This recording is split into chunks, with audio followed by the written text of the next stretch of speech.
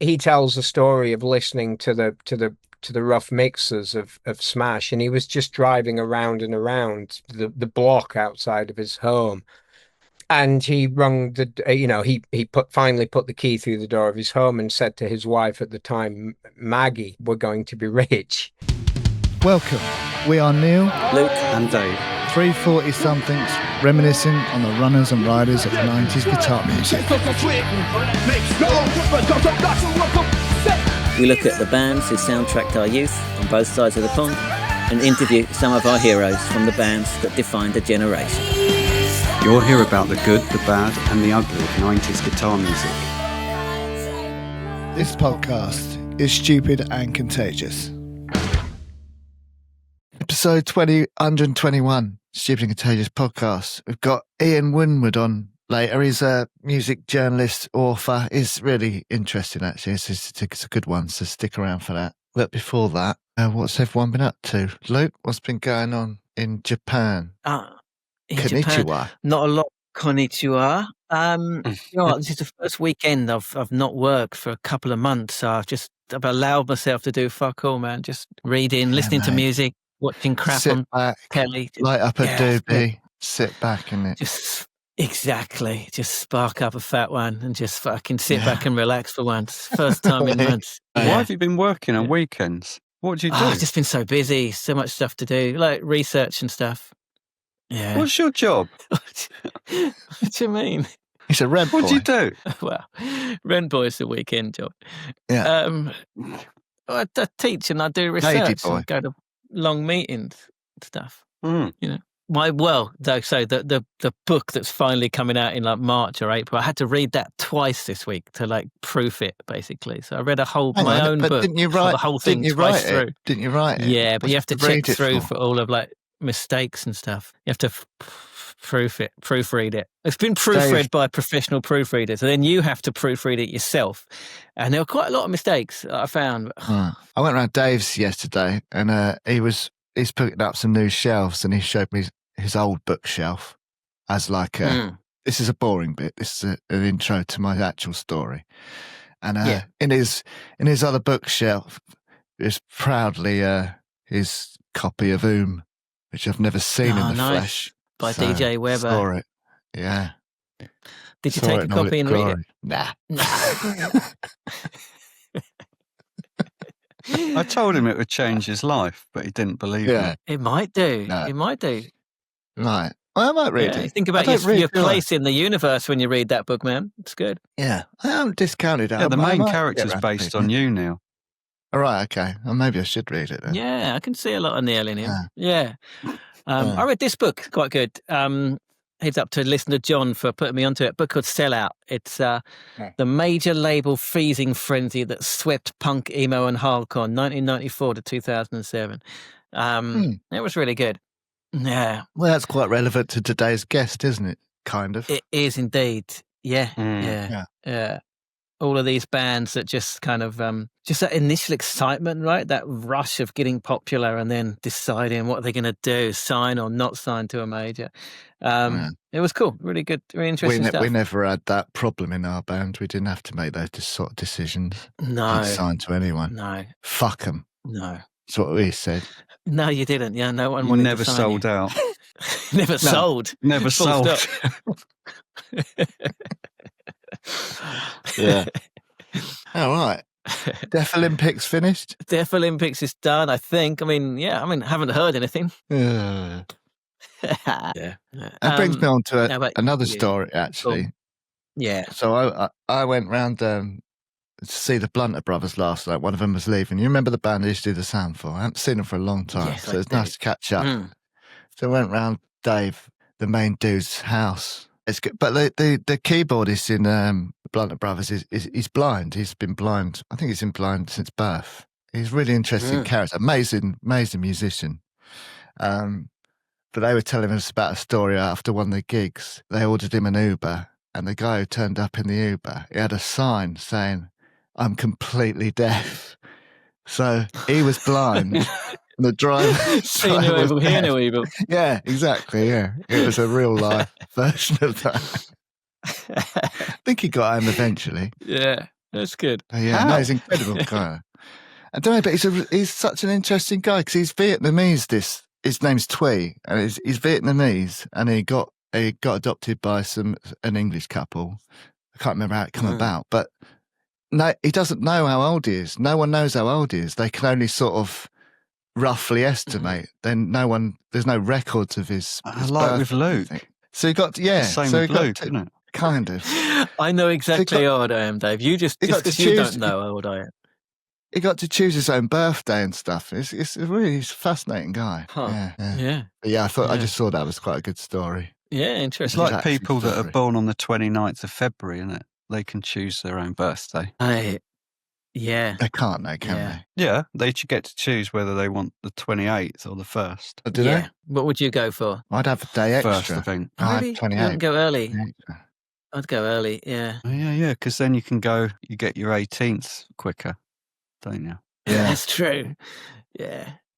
I spent my entire year of being 17 just counting the days till I was 18. What a waste.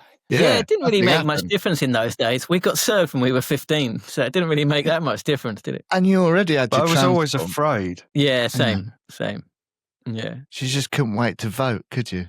That's all that happened that you couldn't do before. Well, and legally buy drinks. Fuck that. Yeah. Legal schmeagle, innit? And legally go and see Die Hard. Right. Why was Die Hard an 18? Always wondered. Violent. Maybe it's not. Maybe it's not. Look it up. So no music or anything, Luke? Oh, loads of music. I've been listening. Well, I'm going to see Oh, God, I shouldn't have New asked. York hardcore band Youth for Today next Friday. So I've been listening to loads of Youth Crew, like New York 80s, New York City hardcore. Walter Schreifel's band. Walter Schreifel's band. Yeah. Well, he joined them. They send me already a started, message. and then he joined them. She didn't send me a message. It takes us a while to converse because he's on a different time zone. He said you can go and do an interview in person. But I don't think I'd be able to. I don't even know how that would work. No. I might be able to get you to see him. I'll go and say hello, though. Yeah, I'll say hello. So because of that, I've been excited. So I've been listening to loads of Youth Crew 80s hardcore, basically. It's good shit, man. Yeah, I listen to it all the time. Bold, Judge, Youth for Today, Gorilla Biscuits, just good shit. I know that. I know of their work. That's cool. So when's that? When's the gig? Friday. Dave, what's going on? You're sitting there with your little pink guitar. Yeah. Well, That's we've invested in a robot vacuum Giving it a cleaner. strum. You've invested in a new vacuum cleaner. Yeah, I've met Robot, yeah. I've met the fucker. Oh, Pretty good. it's a Roomba. Have you got one? Of course they have. He lives in Japan. No. They don't even need robots. A lot of people have Their them. floors just flip over and they're clean. Yeah. It's good, isn't it? I was quite impressed. He knew where he was going, didn't he? And they go back to he's a their little chirpy port little at the fella. end, don't they? Yeah. Yeah. He's quite sort of, he's a bit rude. He just sort of, he doesn't talk, just sort of barges past, does his thing, and then goes back to his house.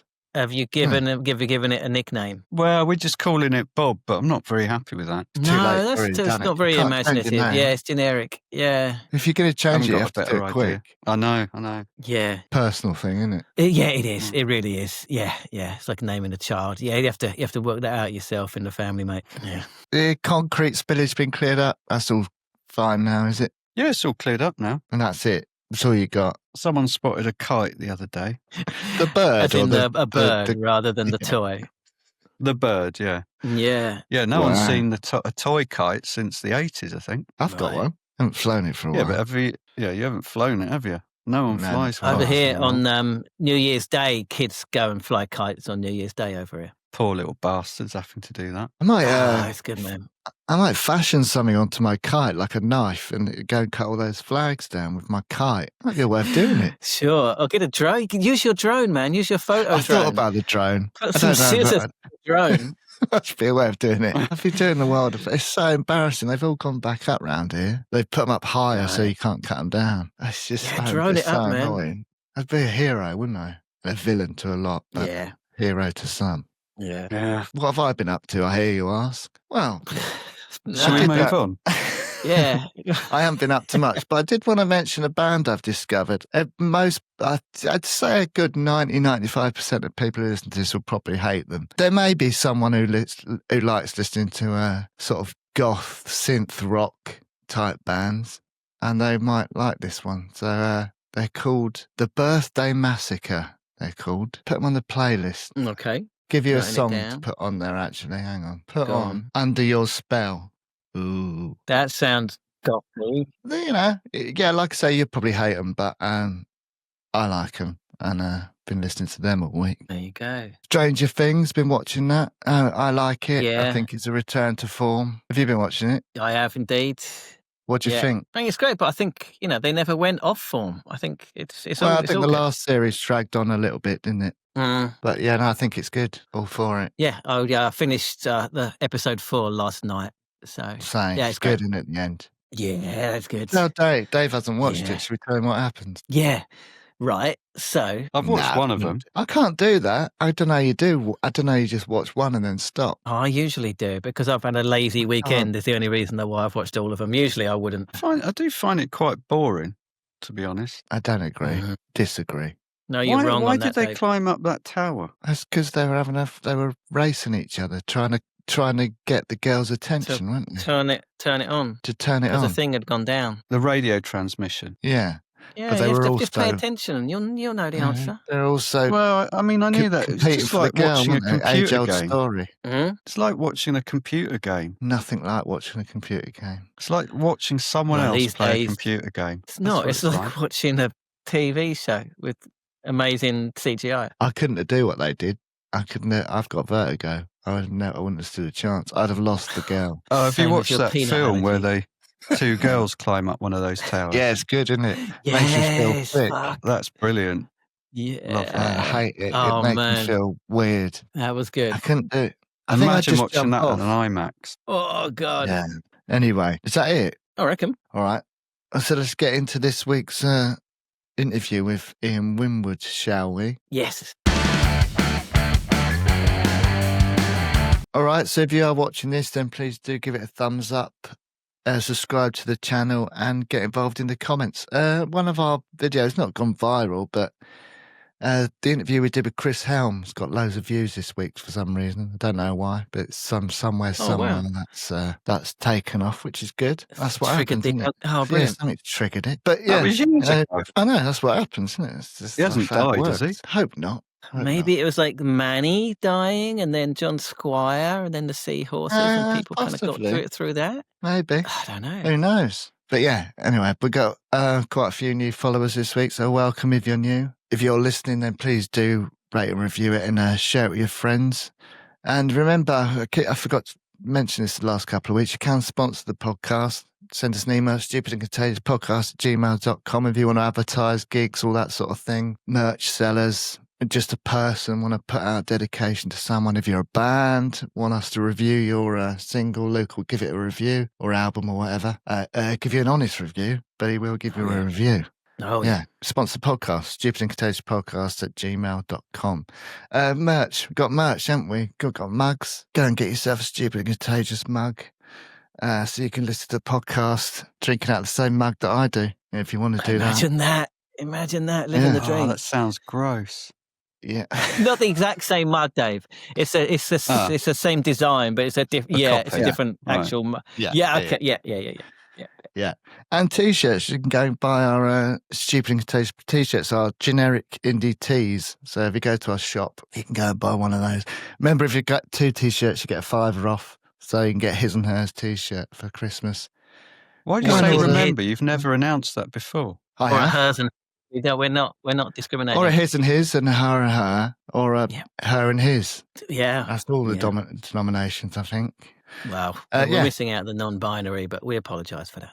We haven't got non-binary t-shirts, We haven't unfortunately. got non-binary t-shirts. We haven't. Not yet. No. No. They're either blokes or girls. Sorry. But, Sorry. you know, if there's a demand for it, we'll do it. But More than happy to. So yeah, head over to our shop, link in these show notes, and get yourself one. If you get in there quick, you'll get the size you want, and get them to you before Christmas, hopefully. Yeah, the sizes are quite limited, so do hurry up. All right, so Ian Winwood, tell us about him. All right. I don't have that much information, but so basically the most information is just like a biography I've got from his publisher's website. So basically originally from reading books as well, he gives a little bit away of himself in the books. So My information is cobbled together from that, basically. He mentions in an interview, originally from Barnsley, son of a coal miner turned engineer, decided at a young age that he wanted to write for Kerrang, as he talks about in the interview. Not even be a music journalist, just wanted to write for Kerrang, right? Which is cool. So he tells a great story, starting out interviewing thrash metal band Exodus. Just went in and just, went to the studio and asked if he could interview them, and they said yes. And he wrote up a piece and hawked it around. And we just ask people. It is a little bit, yeah, it totally is. That's a good story. We'll talk about it afterwards, I guess. But it took another 9 years for him to actually get into journalism proper. I'm not sure what he did for most of that 9 years, but for the last year of it, he was working in a bookshop, and he'd given up on the idea of being a music journalist. But he did a couple of things, and basically he got offered a thing by Kerrang, and he decided to jack in his job at a bookshop and become a full-time music journalist. So in the years since then, so 25 years or so, he's written for Kerrang mainly, but also The Telegraph, The Guardian, Rolling Stone, NME, Mojo, Revolver, Q, all of them, basically. And he's also written four books, which we talk about in the interview. So 2 books on Metallica. First one called Birth, School, Metallica, Death, which is a great title. I think they have like T-shirts of it. It's like the slogan for, Metallica lifers, right? Yeah. That's covers 83 to 91. And then the second volume is called Into the Black, covers 91 to 2014. He also wrote a book called Smash, Green Day, The Offspring, Bad Religion, NoFX, and the 90s Punk Explosion, which is why I wanted to get him on, because I read the book and thought he was great. Again, another shout out to listener John for putting me onto that book as well. And it brings us round to, like, we're weaving this story of the 90s and stuff. It brings us back to Jesse's interview and stuff. It does indeed. Huh? It does indeed. Yeah.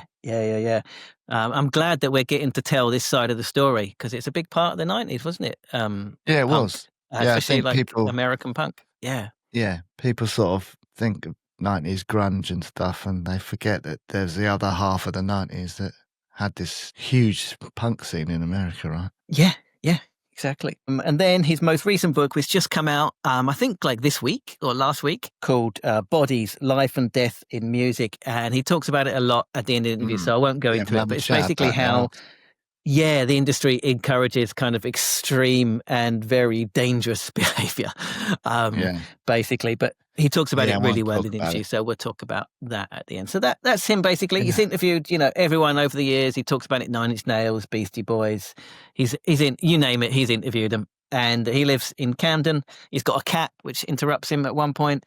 And that's Ian Winwood, journalist and writer. Is Kerrang a British magazine or? Yeah.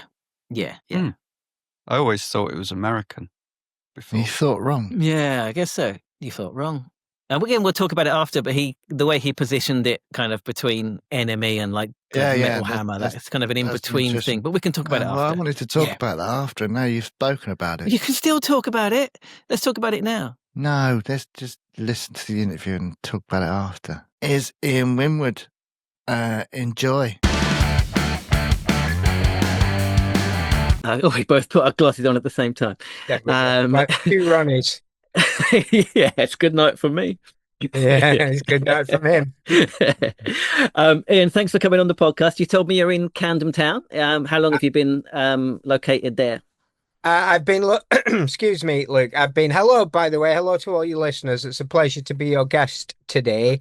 I've been in Camden Town for next in the spring. It will be 19 years I've lived in Camden Town. Wow.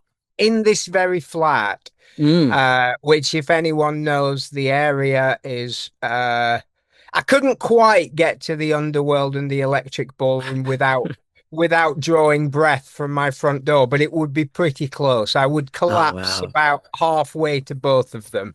So, so for anyone who knows rock and roll London, I'm kind of in the epicenter of it. You're in the epicenter of Britpop.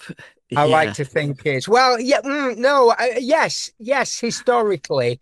But I think one of the things I love about Camden is, unlike other parts of London, perhaps Shoreditch or Hackney, it's not a very hip place. It's kind of it just unself-consciously rocks. So you have there's a local dude who with tattoos all over his face, whose job is posing for photographs with tourists. Camden's a very it's a magnet for people Sure. visiting London, Sure. younger people, but younger people in particular. And his job, he earns his living from standing on a bridge at Camden Lock, which is a very busy part of a very busy part of London. And for £1, he will pose for photographs, and that's his job. And he Sure. has this little boom box. It doesn't boom very loud, but he's got a little, I don't know if it's tapes, but it plays music. And I like to walk past his. Sometimes it's the Dead Kennedys. Last week it was System of a Down he was playing, and that he's kind of like a good metric for the vibe of the area. Cool. All right. For listeners that might not be familiar with your work, can you give a quick self-introduction? Do such people exist? I mean, Yeah. I doubt it. Just in case. Just in case. Yeah. Yeah, of course I can. I'm a music journalist. I've recently. This isn't particularly applicable for your podcast, Luke, but I have recently expanded my portfolio a little bit for a left-leaning weekly newspaper called The New World, and they let me write about politics a little bit. But for my regular beat for years now has been writing about music. I originally started writing about loud music for Kerrang magazine, which your listeners may well know. Of course they will. Yeah. And Kerrang was a really perfect fit for me because the name itself explains why it's such a perfect fit. Because Kerrang is an onomatopoeia. It sounds like it's a word that sounds like the thing it describes, and what it describes is a guitar hit with force. So although I would write about, I would cover Metallica and Slayer and the metal groups, I'd also do Green Day and Muse and the White Stripes and Beastie Boys, for example, and that was just really in my wheelhouse. And I also write about music for the Telegraph. I'm legally morally obliged to say that while the Telegraph's politics are not my own, as a writing gig, it's great that I have real freedom to write about stuff that I wouldn't have gotten to write about before. So it's very difficult to get Simon and Garfunkel into Kerrang. It's easier in the Telegraph, but conversely, I can also get Motorhead into the Telegraph. So that's sort of and I'm an author as well. So well, we'll get onto that in a moment. Journalist and author. I could have answered that question so much quicker. Perfect. That's perfect. So can you tell us about first getting into music? What's the first record that you bought? The first record I ever bought, I don't remember what the first record I ever bought with my own money was. But the first record that was ever bought for me that I requested to be bought for me, and this is quite a cool one, I suppose, was the single Master Blaster by Stevie Wonder, which is still a song that I adore.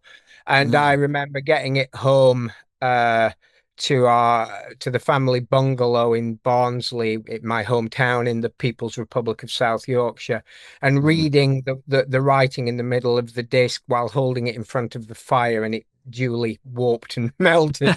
And I kind of presented it to my mum and said, "Mum, is it supposed to do this?" I was about 10, I think.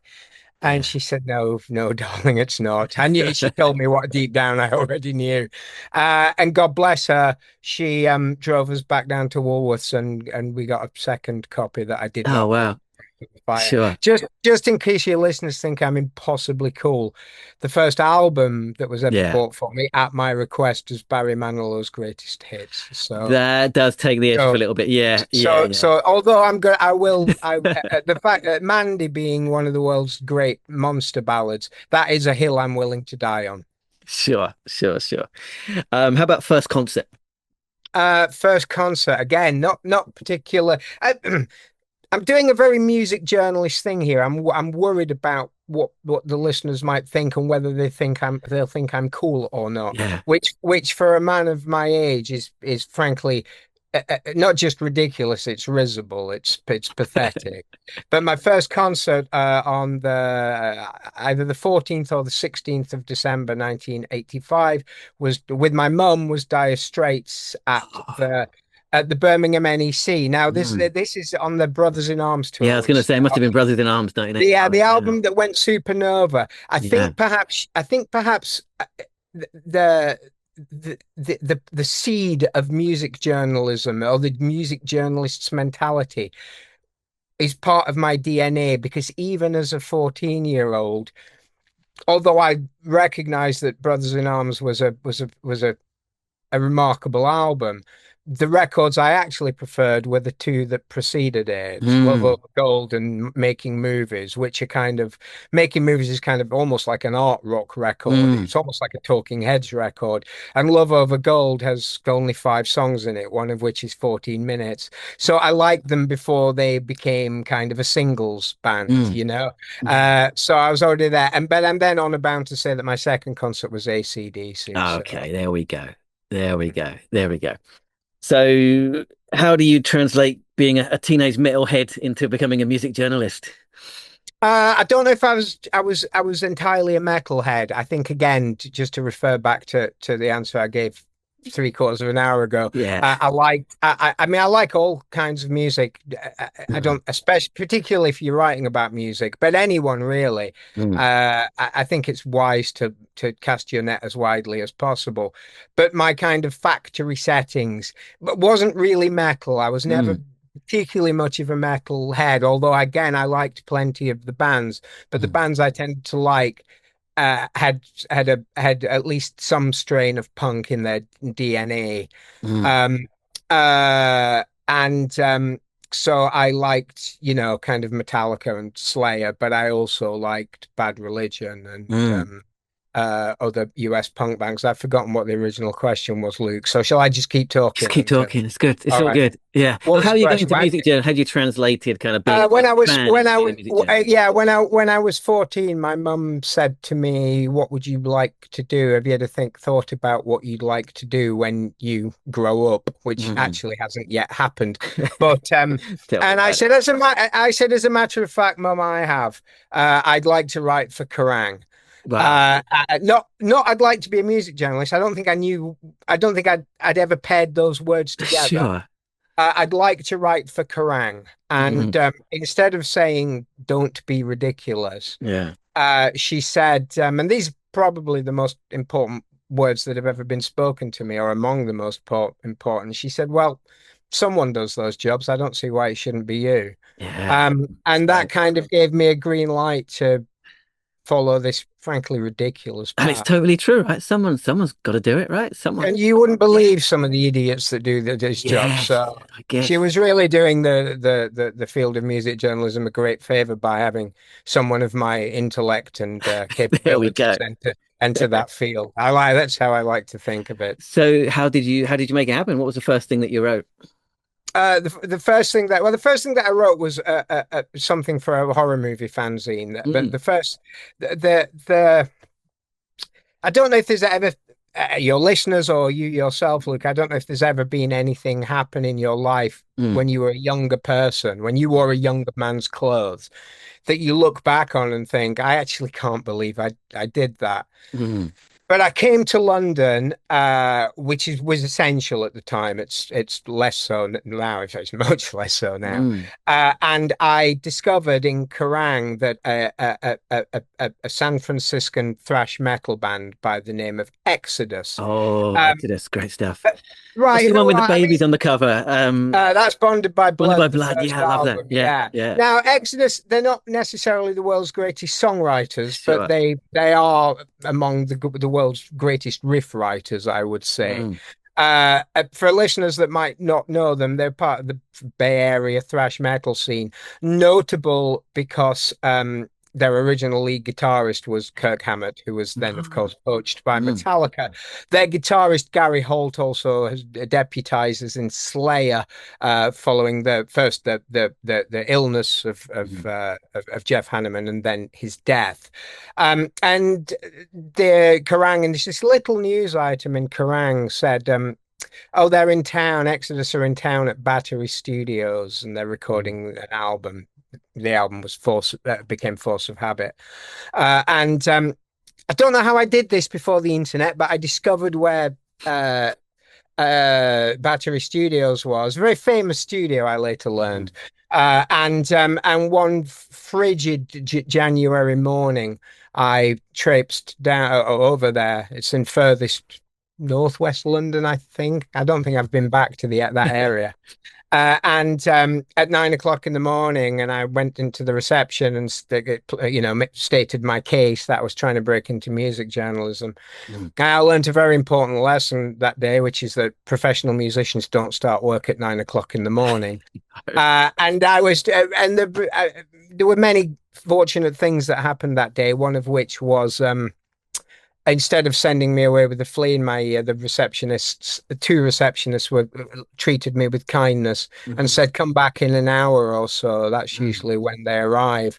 So I went and had some breakfast and then came back an hour later. And two of the band, the guitarist aforementioned Gary Holt and Rick Hunnell, were waiting for me. And as I walked through, they said, "Oh, you're Ian, right?"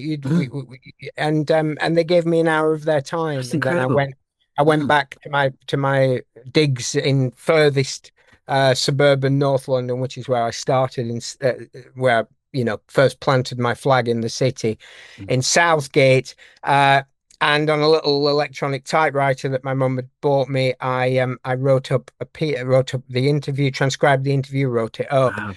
Wow. Got five, six, seven photocopies of it, and then the next day with my A to Z, this sounds like something from a Dickens novel, hand delivered it round to all the music magazines, and then by the end of, including Kerrang didn't bite the first time of asking. In fact, it took me quite a long time to get onto Kerrang. But by the end of the week, I'd had offers of paid work from two national magazines to buy that article that you'd written. I don't know. I'm not sure they necessarily read it and thought, "Oh my God, this guy is a future of music journalism." Yeah, this is the new Cameron Crowe. Sure. But I think if I were an editor and someone, I guess, had the wherewithal or the gumption or the neck to doorstep a major label artist and then hand deliver his piece of work or her piece of work around. I think that's better than sending in a review of, I don't know, Wolfsbane at from a gig in Wolverhampton or something. Sure. That's how I got my foot in the door. That's really cool. That's amazing. That's amazing. So how long after that before you were being jetted around the world and so long interviewed by the big stars? It took so long. So it was about 9 years later that finally, and I'd actually given up on music journalism. 9 years, bloody hell. It wasn't working for me. Yeah. It was just, I was writing for all the magazines that I wrote for had metal in the title, and those magazines are great, and the constituency to which they speak are great. It's just I wasn't the perfect fit for it. Sure. So I took a job and my life had sort of gotten a little bit out of control with my leisure pursuits, shall we say. Okay, we'll come on to that later, I think, when we discuss it. We'll come on to that later, yeah. Do you know what I could do with a little bit of stability and routine in my life? So I took a job at a bookshop. And then after just under a year at the bookshop, my closest friend, my best friend, Dan Silver, had got a job at Kerrang, much to my incredible fury. Sure. I was pleased for him, but also devastated at the same time, that complicated dynamic. And unbeknownst to me, he'd seen that I was sort of getting my life back on track, and he'd been lobbying on my behalf. I got this is let me give you the highlights of this story. I had a 2-week holiday coming up at the bookshop. I was hopeless as a bookseller, hopeless. And I was offered a job at a gig for Kerrang, a tryout feature for Kerrang. And they sent me to Los Angeles on my first ever job. Whoa. I thought they were joking. I didn't even have a passport. I had to like go and get myself a passport. Went to LA, filed this feature, didn't hear anything back for the following week, and I just thought, oh, I've really messed this up. But at least I'll have a piece published in Kerrang. And the night before I was due back at the bookshop, so Sunday night, about 10 to 10 at night, I came home as depressed and deflated as perhaps I've ever been. And my housemate said, Kerrang have called, you need to call them back urgently. And I rang them up and they said, oh yeah, we love the feature. I hadn't realized that they had other things to do than read my piece of work and respond immediately to it. We loved your feature. Would you like to go to New Orleans on Tuesday? Bearing in mind this is Sunday night. Wow. Would you like to go to New Orleans on Tuesday and interview Nine Inch Nails for the Fucking cover? hell. What year is it? What year was this for This that? would be 2000. And now I'm not saying you have to be hot stuff to get a cover of story on your second I think commission. you do. But I'm not saying that. saying that either. That's incredible. And you know what I said? I said I can't do that because I work at a bookshop. I can't just quit. And then I put the phone down and I thought, you know what was wrong with what I just said? Yeah. So the great lodestar of my life, my mum, I gave my mum a ring and said, look, what do you think? And she said, oh, for God's sake, this is what you've always wanted. Yeah. Quit the bookshop. Yeah. So I went in, the next morning after spending a restless night. When the assistant manager opened the shop at 7 a.m., got the shop ready at 7 a.m. The shop didn't open at 7 a.m. And I said, I have to leave with immediate effect. And that's what I did. And that's really when my air quotes career began in earnest. Interesting. That's incredible. How was Nine Inch Nails? Fucking hell. Do you know what? The irony being that then, and this used to happen a lot as well. The trip fell through. Okay. But this was October 2000, and by the end of that year, I'd already been to like Chicago and Baltimore, and I did go to New Orleans for another job, and Munich. It was suddenly I was in the big leagues. Yeah. Incredible. Can you give us some kind of pinch yourself moments where you just couldn't believe that you were somehow ended up in this place with these people? Well, yeah. I should say that the best part of the gig for me was always the writing of the pieces.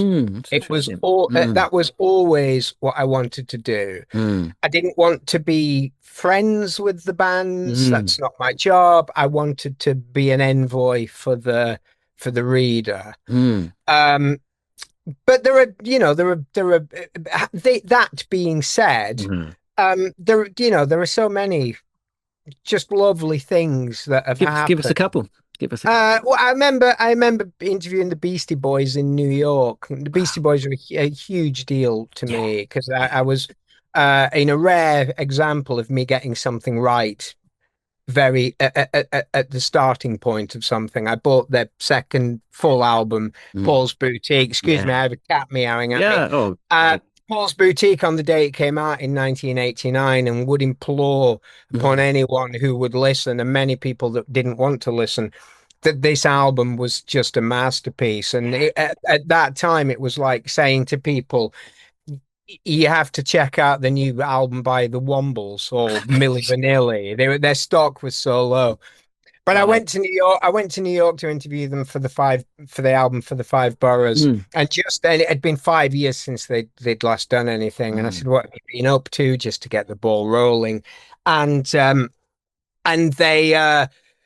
said, "Oh yeah, we were kidnapped by Sasquatch, which is we'd call it Bigfoot." And I said, "Okay, right. Well, what did Sasquatch tell you. And they said, oh, he taught us how to dance. What did you learn from Sasquatch? I said, and they said, oh, he taught us how to dance. And I said, show me. And I'm in this tiny room in this kind of office, Beastie Boys office in I think it was Chelsea in New York, in Manhattan. And two of them got up and just started dancing. Adrock didn't. Adam Horovitz didn't, but Youch and Michael Diamond, Adam Youch and Michael Diamond did. And they were kind of body popping, like in the Intergalactic video. Yeah. And I do remember thinking, the Beastie Boys are dancing for me. Sure. So that was lovely. amazing. I remember being on Metallica's private jet. That was, when I was in my 20s. That's not something that happens every day. No. I remember seeing Green Day this show was open to the public, but I was covering it in a professional capacity. Green Day under their the pseudonymous version of pseudonymous version of Green Day, the Foxborough Hot Tubs. After they'd played Wembley Arena as Green Day, this should be 2010. Did a show at the Garage in Highbury in Islington, a club. That started at 1 a.m. on a Sunday night and went on till 3 a.m. Wow. And I remember thinking, this is kind of like seeing the Pistols and the Clash at the screen on the green. Those shows were all after midnight. This is kind of loads and loads of just, really lovely and interesting things, Even sort of, I used to travel a lot. And just the kind of thrill of going to places. I had no say in where I was sent. So, which benefits my wife now, because when she books a holiday, I really don't care where we go, And so, I'd have no reason to go to Oklahoma City, for example, or Louisville, or Detroit, or Salt Lake City. I've been to Salt Lake City twice. How is that even possible? and just things like that, flying economy and changing planes and getting stuck on the way home because the storms have come in, and being stranded in Roanoke, Virginia, and just stuff that's out of the ordinary. I loved it. Sure. That's great. I mean, by that time, how much of the money, we hear a lot from like musicians and stuff we interview, like the money that was sloshing around in the music industry in the 90s. Had that kind of dried up by the time you were on board with Kerrang? No, it really hadn't. It really hadn't. And Kerrang was the perfect airlock. It was just so wonderfully positioned because it stood equidistant between the dedicated metal press, like Metal Hammer would be the market leader there, and the stuff covered by the NME, So it was kind of So we get both, but we get bites of both of those cherries, So. And record companies they would just send you to America or Japan or South Africa or they just do that.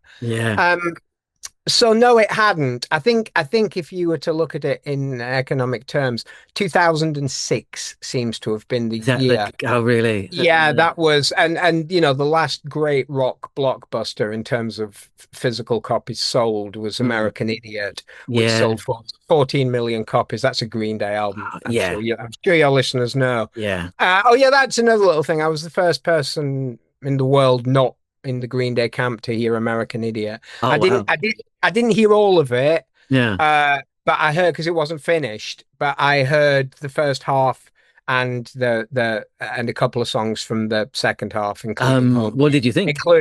Including I love them anyway. I just adore them. And I'd sort of been banging the drum for them in what is now regarded as their fallow years, even though they weren't that fallow, to be honest. Like kind of Nimrod and kind of Nimrod was the first time I interviewed them, but Warning too. Well, Warning, I always forget about Warning. And I went in 2002. I went out and covered the Pop Disaster Co headline tour with Blink 182. in Chicago and Milwaukee. I saw it in Atlanta as well. Mm. So I'd kind of been on their tail for a long time. And then I remember listening to American Idiot in a Warner Brothers conference room in Burbank, California, Mm. and thinking, well, this is sort of sounds to me on a first listen like they've reached the logical conclusion of Yeah. their sound. Yeah. So that was really special. Yeah. Sure. That's cool. That's cool. All right, let's talk about some of your books. So you've co-wrote 2 whole books on Metallica. Yeah. Can you talk about those and what you wanted to do with the book? Yeah, I can. I mean, the two books. I didn't really. Let me be honest with you, Luke. I didn't really want to write those books. I didn't want to be one of those what I regard surely unfairly as it was one of those sad old tosser music journalists who gets to a certain age and writes a rock biography, you know. But so my friend and co-writer Paul Brannigan floated this idea and really put the whole pitch together, and I was really half-hearted about it. But then the publisher Faber and Faber came in for it, and Faber and Faber's quite a high-end They're publisher. proper, yeah. They are 12 Nobel laureates, of which I'm yet to become the 13th, but you know, it's surely only a matter of time, Luke. Only, sure. I then suddenly it was like, okay, that legitimized it somehow in my mind. There's really not a lot to say about them. The first, for some reason, I wrote something about Metallica quite recently, and I had a look at the first one, which is called Birth School Metallica Death. And it wasn't as bad as I thought it was. But and the second one is called Into the Black, which is a title I had to think of quickly. Because they didn't want, it was going to be Birth School Metallica Death Part 2, I guess. And I thought, it's not as bad as I think it was. I would hate for your listeners for those books to be the first thing that your listeners, if they were to read something that I'd written, why do you say that? In book form, because I don't think the second one's okay. Because there's nothing really of me in there. Really, you seem to have incredible access to them. I only read some of it, but you seem to have incredible access to Metallica. Yeah, that's true. With Paul and I between us have had a great deal of access. We don't have access anymore. We're banned from speaking to them. Because of the book? Yeah, I won't repeat the piece of information. They're not going to sue you. The story stacks up, but and I think this is one of the things. This is one of the things I will say about the second book. There's an account of something that Lars would rather have not have been made public. That we were able to, as journalists say in the trade, we were able to stand the story up. We were able to get eyewitnesses that were an anonymous eyewitness that went on the record. So if it went to court, and Paul and I had a discussion, and both of us were agreed that this piece of information had to go in the book, because if we didn't put it in and we omitted it deliberately, then that made what we were doing PR. Sure. And I'm not a PR. It's not my job to be the band's PR. I will be supportive as I can, I guess. But it's so we put that in, and then ever since that we've been excommunicated. There we go. Interesting. Okay. But if you want the truth of it, Luke, neither book's that great. True fact. I'm sorry. You're selling it well. What's your favorite Metallica album? It's a really good question. Do you know what my favorite? I mean, I am required by law to tell your listeners that I saw, and tell you and your listeners that I saw Metallica with Cliff Burton. Oh, wow. Okay. About 6 or 7 days before he died. Oh my God.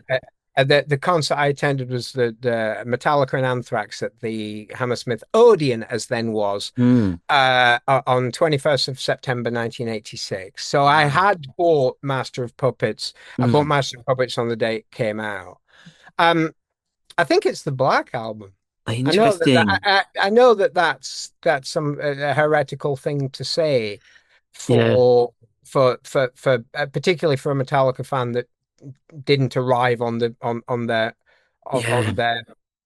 didn't for which the Black Album wasn't their starting point. It Yeah. wasn't my starting point.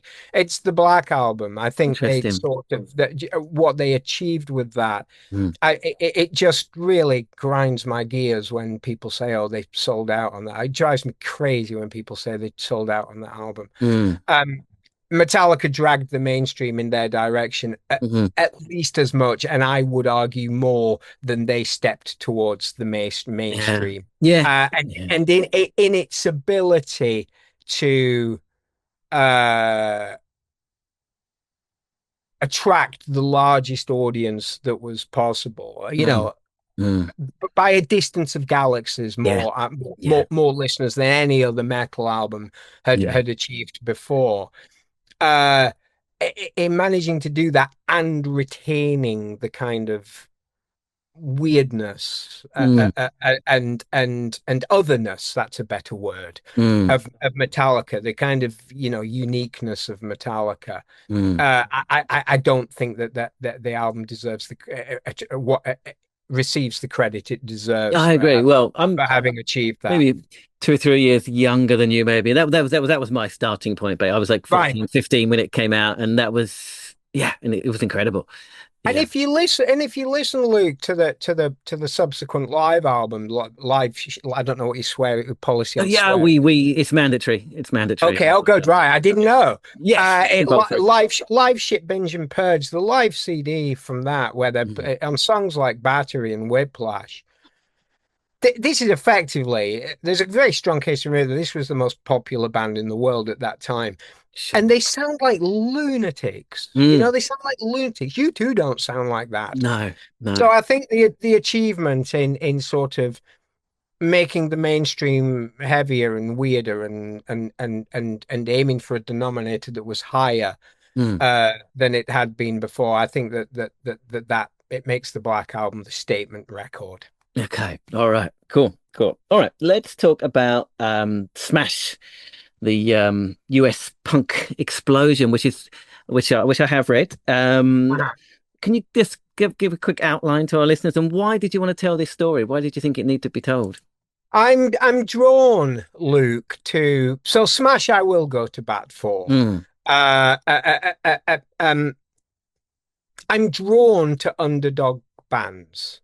And even Green Day, until American Idiot, despite selling many millions of records, I regarded as an underdog band. And sort of what happened in 1994. It's about the lead up to 1994, really, when Dookie by Green Day and Smash by The Offspring both went multi-platinum in the United States.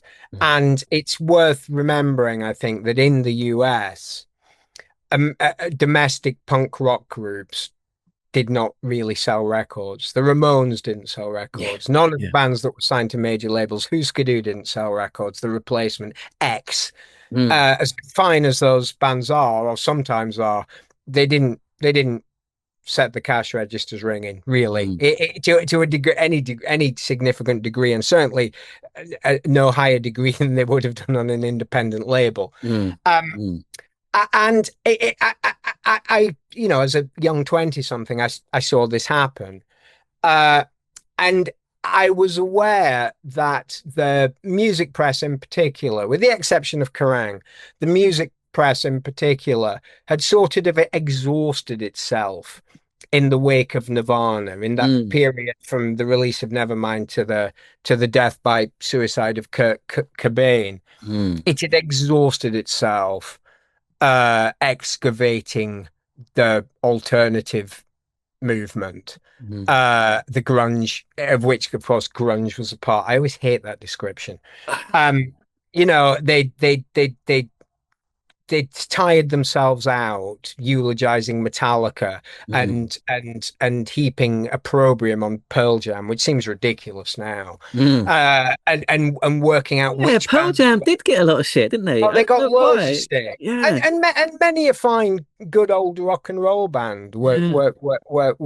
wore scarlet letters on their chest. Temple Pilots. I I mean, don't they particularly deserve love it, them. but yeah. I mean, I don't particularly love Stone Temple Pilots, but it was Yeah. just such a politicized Yeah. Yeah. movement that when Green Day came along and the Offspring did it on a pretty small independent label. It's an incredible story.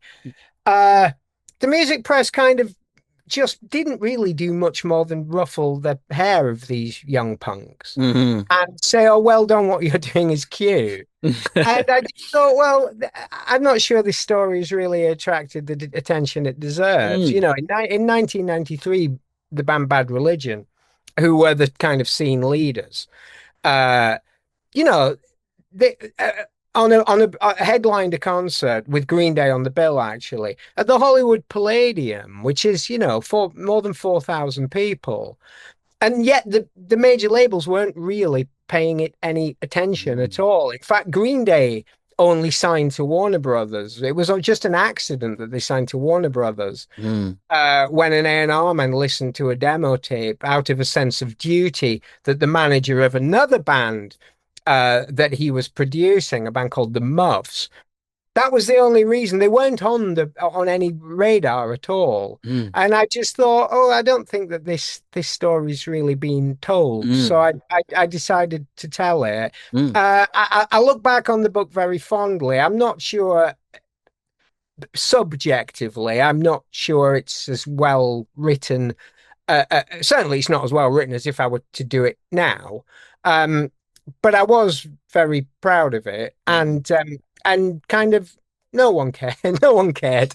But I told the story, and I think I told it as well as I was able to That's tell it great. at The that stuff time. on the Offspring really just blew me away. I had no idea about Oh, right. all of that. Yeah. That was just completely new to me. So I mean, it did need telling because I mean, I'm like a music nerd. I read music Mm. books all the time, and I had no idea about all of that. Can you just give us a quick outline Yeah. of this, basically? They were signed to a label called Epitaph, and Epitaph had been founded in 1980, simply so it was able to release the first Bad Religion single. Mm. Um, and it was founded by the band's guitarist Brett Gurewitz. He was 17.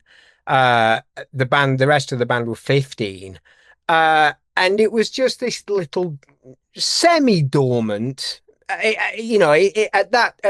At the start of the 90s, L7 released an album on it. It had no effects on it, who again had yet to become particularly popular. Mm. And so the Offspring's third album, which was Smash, Brett Gurewitz, who continued to own the label, um, he tells the story of listening to the rough mixes of Smash, and he was just driving around and around the block outside of his home, and he rung he finally put the key through the door of his home and said to his wife at the time, Maggie, his wife at the time, he said, "We're going to be rich." And he hired a radio plugger, Mm. and for the first time ever, K-Rock, the Southern California's leading kind of alternative rock station, played an Epitaph single outside of the punk show, which was Rodney on the Rock, Mm. Rodney Bingenheimer's show, uh, and it just took off like what I mean, it's a cliche, but it took off like wildfire, Mm. particularly opposite cliche, given that it's in Los Angeles. And then what followed is that the label had to try and meet the demand of this. So Brett Gurewitz remortgaged his home. They were hiring pressing plants all over the city on credit. They were hiring warehouse space all over the city to just to briefly store these pallets and pallets of albums and CDs and cassettes. Uh, for the hours that it would take delivery trucks to come and pick them up and distribute them around the country. It was just they and he were really flying by the seat of their pants. Yeah. And the Offspring were fortunate. They were smart. They were super smart, because they'd seen that people were dying. People were dying from what had happened. Kurt Cobain had died.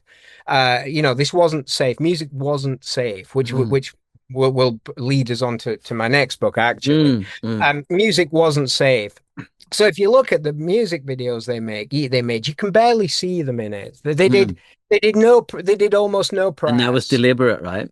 Deliberate. They kept themselves under the radar. They did one award show at the end of that year. And incredible. And it's not coincidence, as it so happens. I'm going to see the Offspring tomorrow. Oh, wow. And they're still trucking at the O2 Arena. They kept amazing. their audience. They really are an underdog band. I'll see Dexter and Noodles, the two mainstays from that period. Incredible story, Incredible. Yeah. Amazing story. And I think without that story in particular, I wouldn't have written the book. That's incredible. There's a couple of lines that stood out. One, Green Day hung out in the punk scene, but their music wasn't punk. The Offspring's music was punk, but they didn't hang out in the punk scene.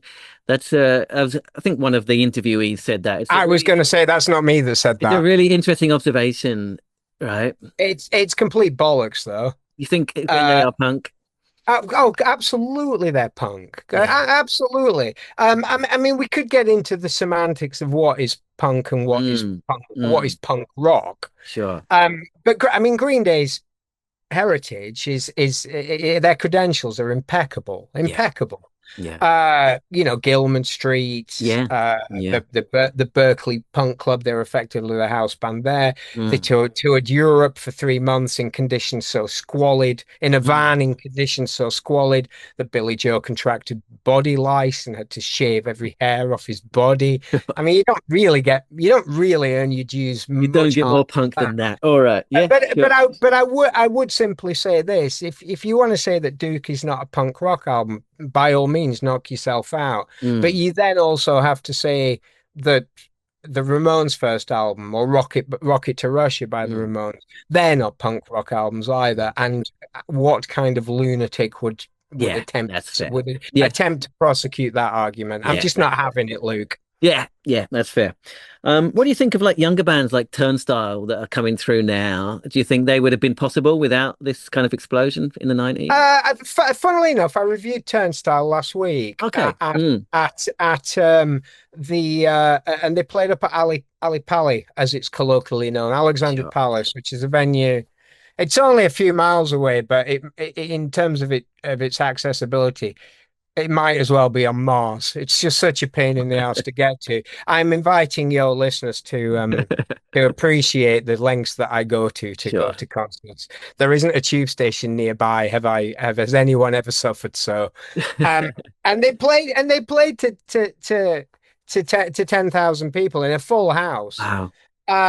And I mean, they've been fortunate. Charlie XCX has tweeted about them supportively. They've got major label support.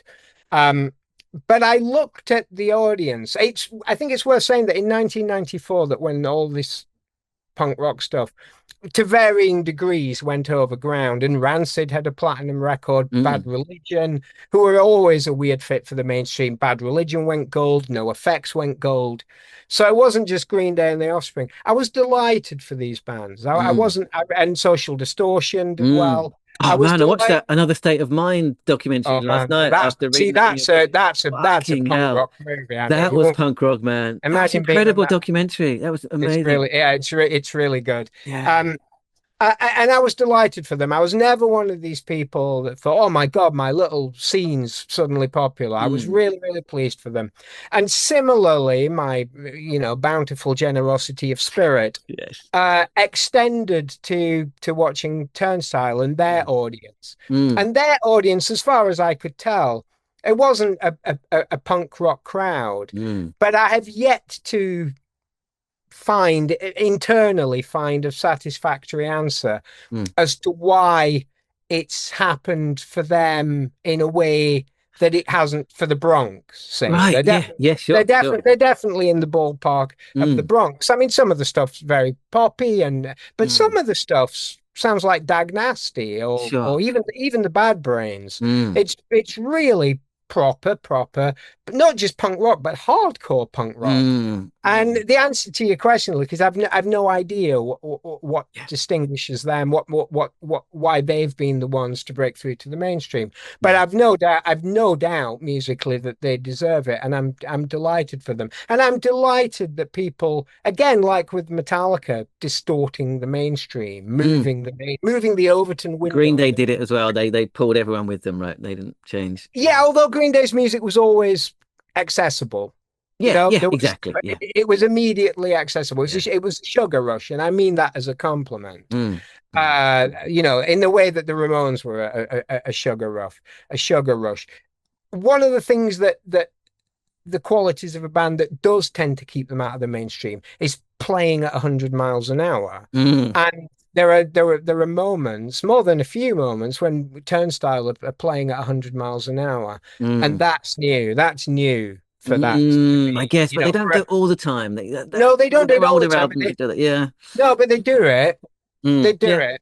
I Mm. mean, no effects will play to several thousand people up before they split up, but Mm. that's a dedicated punk crowd. Sure. Sure. Turnstile wasn't, and I'm delighted by it. Yeah. Yeah.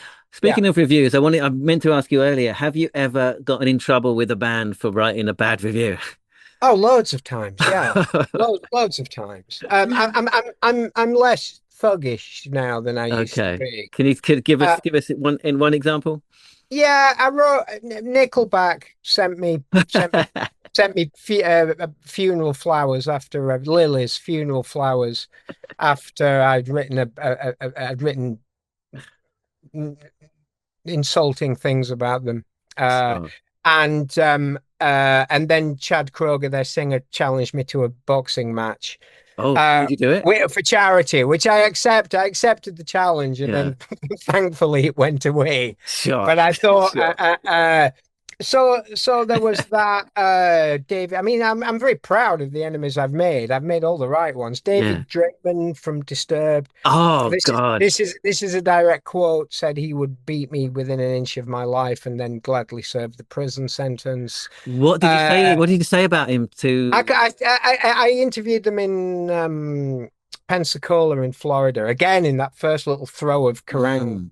jobs. This was, when I was flying all over the Mm. world in just a few weeks, in my first few weeks at Kerrang, certainly my first couple of months. And he was just an arsehole. He was Yeah, an wow. arsehole. He is. It was clear for everyone to see now. Yeah, yeah. And they were playing with Stone Temple Pilots, funnily enough. They were Mm. bottom of the bill, yeah. But becoming mystifyingly popular. Yeah. And he really berated one of the caterers, local crew caterer, an African American woman. So that's not a good look in the American South, No. because it's Northern Florida, which is weirdly part of more of the culture of the American South, Alabama, Mississippi, and Georgia, than it is, your Miami and Orlando. So I didn't like that, and he was just an arsehole. And what I didn't know is that Kerrang. I said, my features editor said, "Oh, what did you think of him?" And I said, he was a dick. Mm. And my features editor, a god amongst men by the name of Dave Everly, said, "Well, just say that then." So I did. I remember, I mean, God knows what the piece would read like now, but I do remember saying he did a passable impression of the biggest dickhead in the world. And it amuses me. It continues to amuse me because I think it's only the British music press that does that. The American music press would never say something like that. So there was that. Dave Mustaine said he'd snap my neck like a twig for something that I wrote that I shouldn't have wrote. I wrote something, just a glib throwaway comment Okay. that said Megadeth were better when he was on drugs, which isn't even true, incidentally. So so if I were to speak to Mustaine, I'd apologize for that. And in the hope that he doesn't snap your neck like a twig. There's loads of them, Luke. There's That's loads. amazing. Yeah.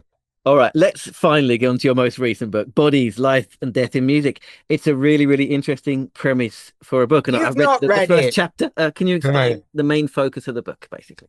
Bodies is the book that you can hold it up. You can show. I can hold it up if you like. I did not put one here, so I go, oh, here's one I made earlier. There it is. This is the book. Look, and Christmas coming up. Exactly. And I'm still not very good at describing it, but it's how to describe it. First of all, it asks the question. It looks into the many ways in which the music industry drives people crazy. And sometimes it kills them. Often it kills them. But it leaves its mark on everyone who has been lucky enough to earn a living from music, even in kind of less noticeable ways. So, for example, if you're a band, let's take a band like the Blackout, for example, who them Blackout, right? They're a Welsh band, kind of part of that Welsh scene, and they're supporting My Chemical Romance at Wembley kind Arena. Of thing. Yeah, sure. And because the crowd is a good-natured crowd, they're being cheered loudly, so they think the applause is for them. And it's not necessarily. And they have a couple of top 20 albums on the cover of Kerrang. And I go to Japan to interview them. I go to Tokyo, where you are, Luke, and I go to well, that one was just Tokyo. I have been to Osaka too. And they're thinking. I remember going for a sushi meal to eat sushi with them, and they were just five properly working class lads from the valleys who could not believe their luck, and they were so fantastic to be around. And then 2 years later, it's over. They can't get funding to make a record. People's attention has moved on. Kerrang's attention has moved on. And it must be like for them, it must be like Ray Liotta at the end of Goodfellas when, he's no longer in the game and he's asking for pasta with marinara sauce and he gets noodles with ketchup. Sure. Your life is never the same again. So it's about all the different ways that the music industry screws people up and what is allowed to happen under in its crazy environment. Drink and drugs, do you mean? No, not just drink and drugs, but of course drink and drugs. There's a chapter not entirely dedicated, but largely dedicated, the fourth chapter, about me spending time with the Lost Prophets over a number of years and watching now the late Ian Watkins descent into madness and really unspeakable depravity, and how everyone, myself included, just attributed this to I just say that there were just so many routine ruinations behind which he could so easily hide that no one guessed for a moment what might really have been. That was going to be my next question. There was no inkling at all. Because it was just rock and roll. I don't mean paedophilia is rock and roll. What was happening? Although it kind of is. If you read like Led Zeppelin biographies and stuff, but yeah. Well, yeah, yes, that's slightly a different story, and it mentions that as well, the sort of free passes that we give to musicians that we like, as well as that. Luke, it's and when I said about the Metallica books that they don't have anything of me in them, I thought if I was dealing with such precious cargo, And I interview uh the brother of this is bad. I forget which member died by suicide. It was Scott Hutchinson that died by suicide from Frightened Frightened Rabbit. Rabbit. Yeah, I think Yeah, that's right. But I spoke to his brother Grant, Mm, and people told me their stories of just being beaten up and battered. Simon Neil from Biffy Clyro. mm, Lots of people spoke to me. Stuart Richardson from Lost Prophets, mm, spoke to me just about what it's like being a professional musician. But mm, as well as that, it's sort of my own story interweaved into this kind of the journalistic aspect. mm, Uh, and there's stuff about culture of workplace bullying and at Kerrang, and as well as that, it's my own foolishness in sort of becoming living a reckless life of cocaine and alcohol to mitigate the mm. I mean, cocaine. Uh, how bad did it get? it got really bad. There's no Mm, there's no doubt that my life was in danger.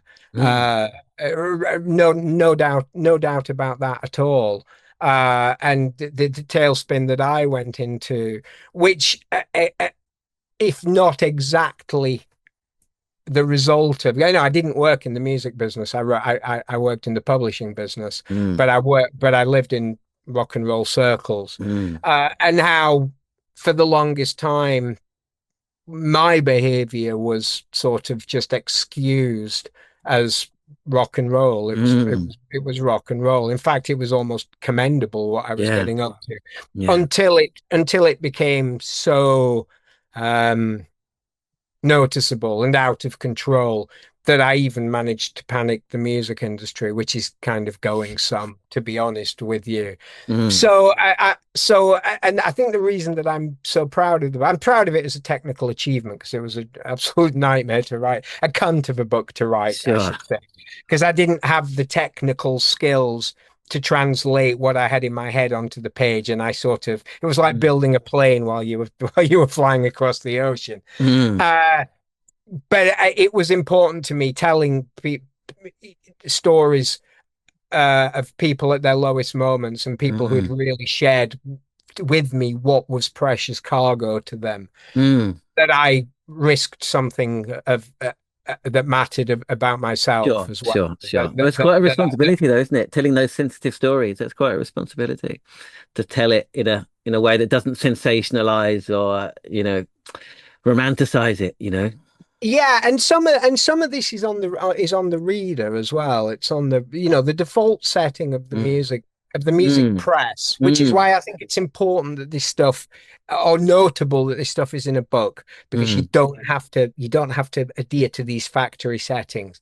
But the mm. factory setting of the music press is always positivity.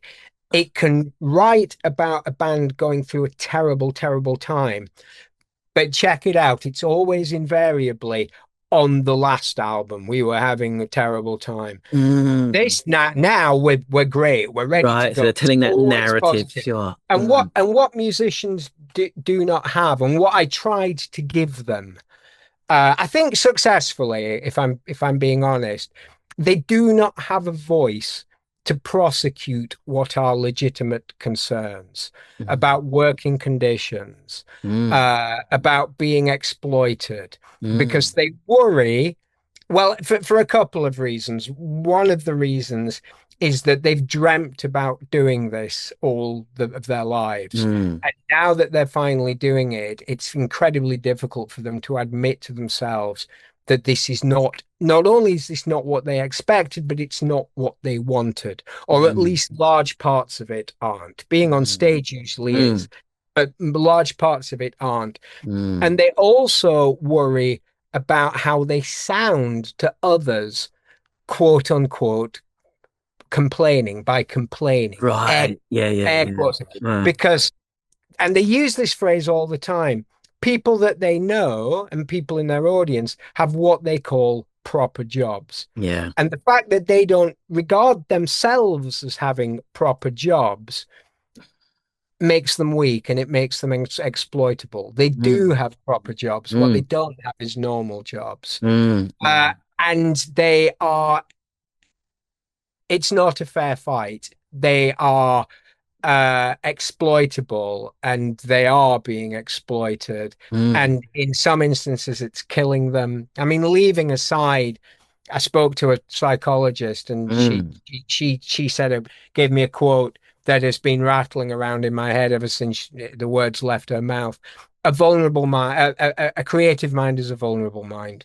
So leaving that aside anyway, Mm. the conditions in which they operate just knock them senseless. In many cases, knock them senseless. And Mm. they don't really have a voice. And so I tried to give them a voice while telling no end of hair-raising stories about myself.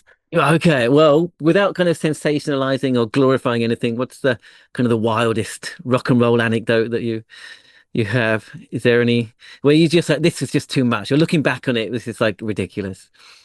Well, my own stories, things got really, really bad for me. I knew things were really, really bad for me because I removed myself Mm. from that environment and practiced my debauchery in solitude. Oh, that's And when you know there's a problem. Yeah, yeah. and that's really, really bad. If you've Mm. been up all night taking vast quantities of cocaine Mm. and burning through an inheritance Mm. from the death of a family member, spending up all of it, most of it, certainly all of it, practically a substantial chunk of 64,000 pound inheritance on cocaine, and I am sitting hunched over on the settee as the sun comes up, Mm.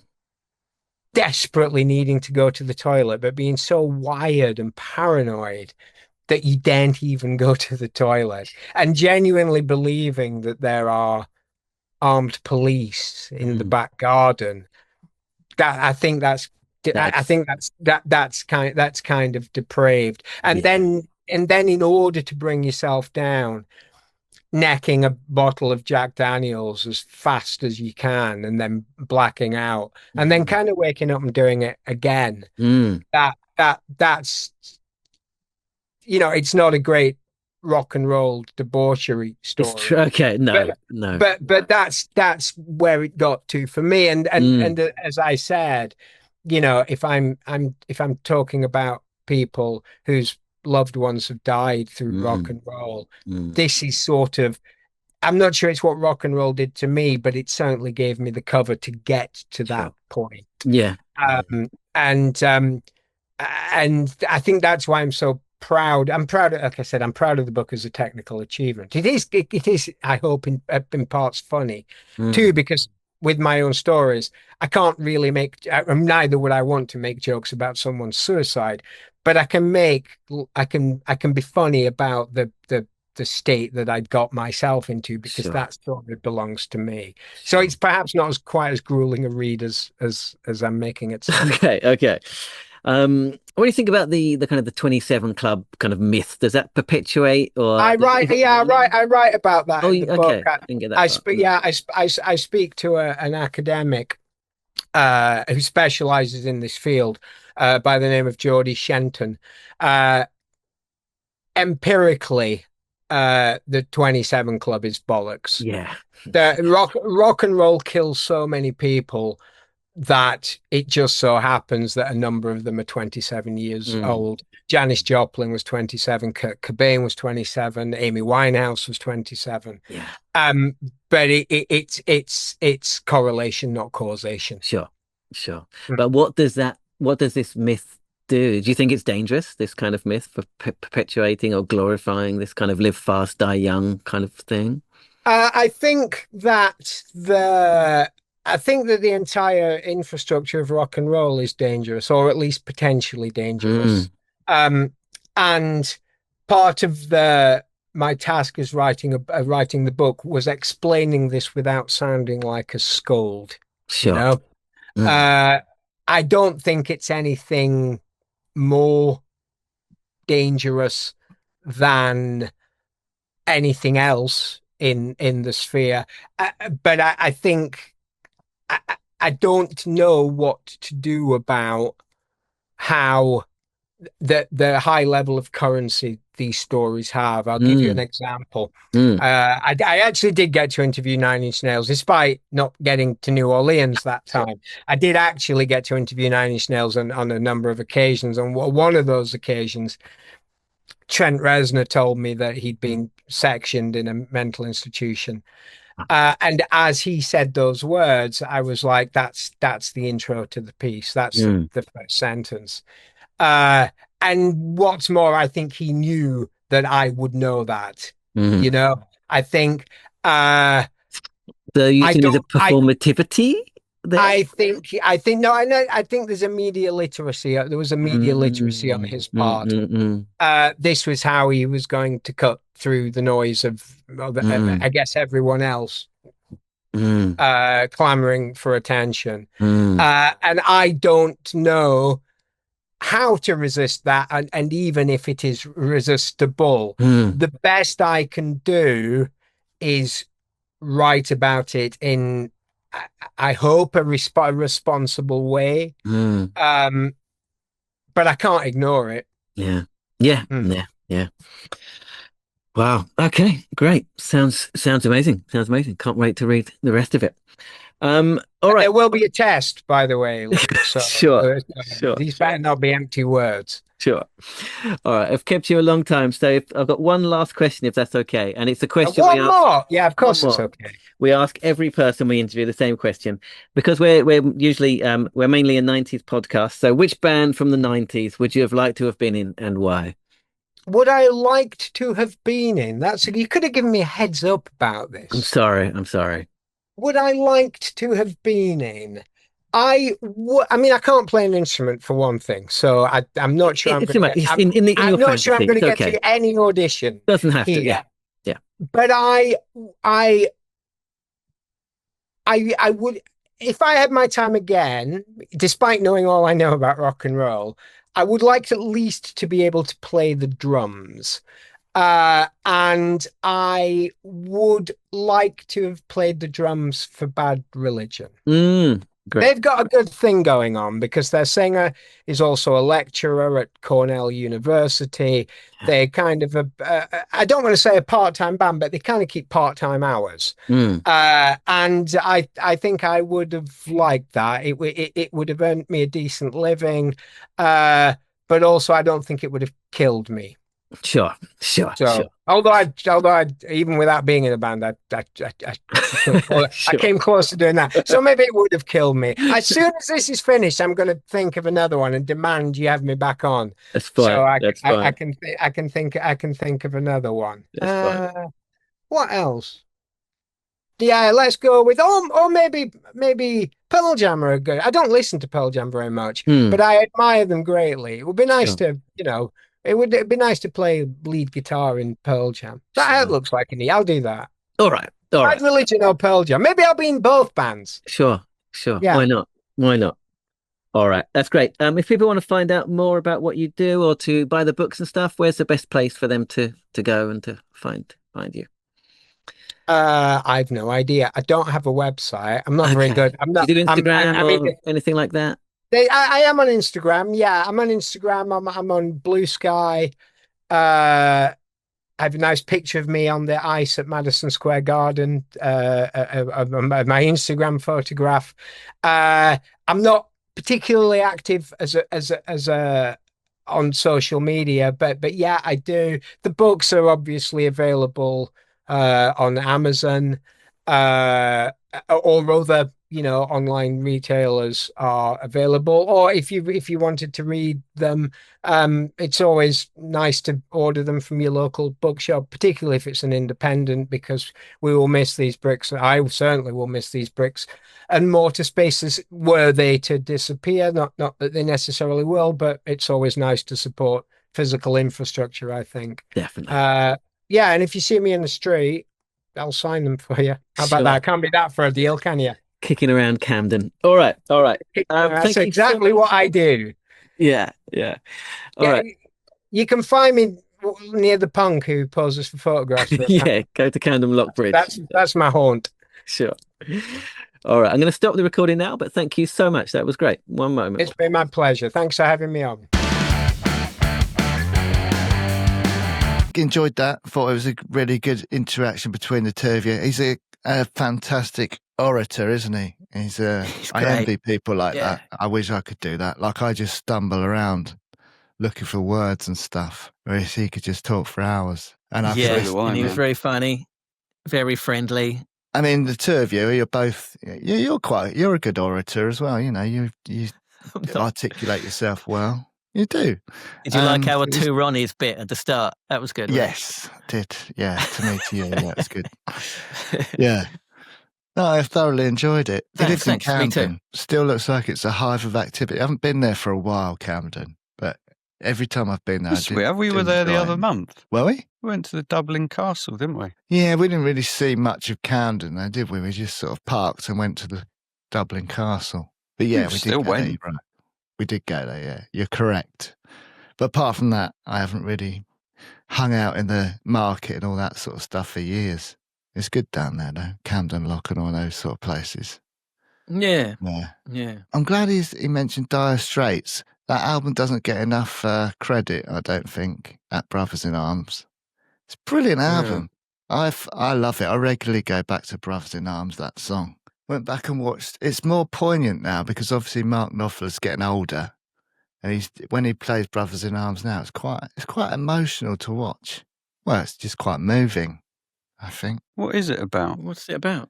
Well, it's about the Falklands, isn't it, I think that's what it was originally written about. Oh, right. Kind of like the Falklands version of Two Little Boys. We can't mention Two Little Boys anymore.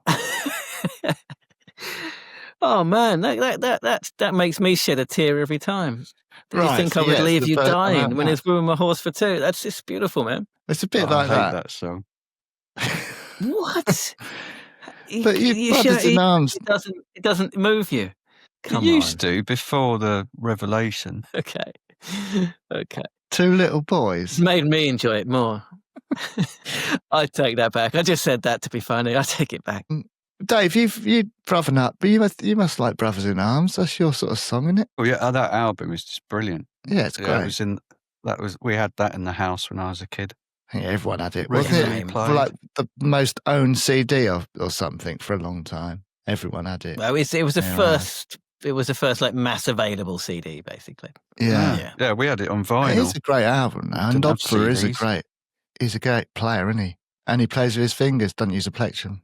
It's a fact, isn't it? His gnarly fingers. Is that right? Yeah. Huh. He doesn't need a plectrum because of all the gnarl. He's got Has gnarly he got fingers. shaped nails? I don't know, he just plays with his fingers. Yeah. No, he's a brilliant player. Genius. Yeah. He wears sweatbands, doesn't he? I like that. Don't know if he does anymore, but yeah, he did. I'm sure, of course he does. I thought they were a great band. I think your brother liked them as well, didn't he? I'm sure your whole family I think he still them. does. He's a big fan, Sam, I think, of Dire Straits, yeah. Yeah, no, they're a great band. I'm surprised they haven't reunited so they must not get on anymore. I guess. I don't know. That'd be a cash cow, wouldn't it, if they did that? Yeah, I guess the market's still there. Yeah. I quite liked his mum's influence on him getting into doing stuff. I think all parents should be like that. Someone does those jobs, so don't see why it shouldn't be you. Brilliant. Great. It's like we were saying a couple of weeks ago with Sice, just like having that positive reinforcement, even from one person, is enough. Massively important. Yeah, Dave, did your mum tell you to be a knob? No, a coder. What is your job? Well, yeah, you asked what my job is. What is your job? Computer programmer. Yeah. All right. So your mum said that. What are you going to say, Dave? No, I don't remember being discouraged ever, but I do, looking back, I do think I've discouraged my kids. How? From all kinds of things. Yeah. You better go and readdress that. You've still got time. But I don't know if it's wrong, you know. If your kids says they want to not study and be a YouTuber, that's what they should do. Right to encourage them, is it? Yes, it is. Yeah, no. Of course it is. No, it's not. It's a difficult one, isn't it? Hardly anyone's going to make it. But someone is, and they'll be there you go. Beautifully happy. Don't see why it shouldn't be them. You know, someone does it. It doesn't But of matter if it course, I doesn't mean, work out. it's You can most go and do likely it something won't be else, then. can't you? But you can go and do something Yeah, else but most then. likely, how many Kerrang writers are there? Like 10, 15, in the world? It's Yeah, most likely it's not going to happen, but, unlikely. so But if you don't, someone's got to do it, right? that dream will always be there in their minds, and all you're doing is suppressing it. They'll hate you forever. Go and phone your son now and tell him to become a YouTuber. Demand it. He wouldn't want to now. Put him right off. Yeah, exactly. Reverse psychology. I like it. No, I don't know. Yeah, it's a difficult.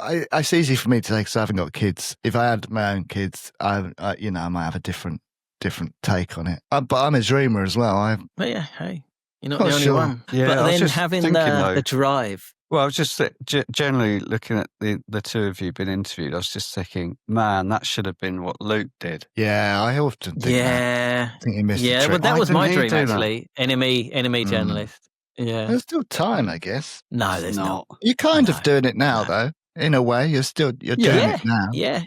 It's a version of it. Good. Yeah, I'm interviewing people and filing the reports at the end of the week. Yeah.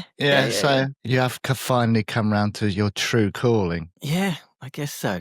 So. But looking back, would you rather have done that or doing what you do now? Doctor of Linguistics. I'd definitely rather have done that. I'd rather have done that, but I'd like to be doing what I do now, if you know what I mean. Right. You'd have been coked off your balls. You probably wouldn't have made it. I want my cake and eat it. Yeah. Just coke and drink it. Yeah. Oh, God. You'd have been coked off your balls. I think I would have done. I'm too boring and sensible for that. I would have been, like he said, he doesn't, he's not friends. He doesn't want to be friends with the musicians and stuff, right? He keeps a professional distance. I think I would have done the same. Right, yeah. Yeah. Yeah, again, just having that drive to go to the studio, right, and interview a international band, and that's incredible, right? It's kind of what we did, isn't it? One of our first interviews was Roddy Bottom. It's true. Yeah. It's true. Oh man, I like a bit of Exodus. I should show. You should see that cover. I mentioned the Babies cover. That's it's one of the most famous covers in thrash metal history. I'll go on. Need have to cut. See if you can pinpoint it straight away. Let's see how good your system is. The Exodus. E for Exodus. Def Leppard.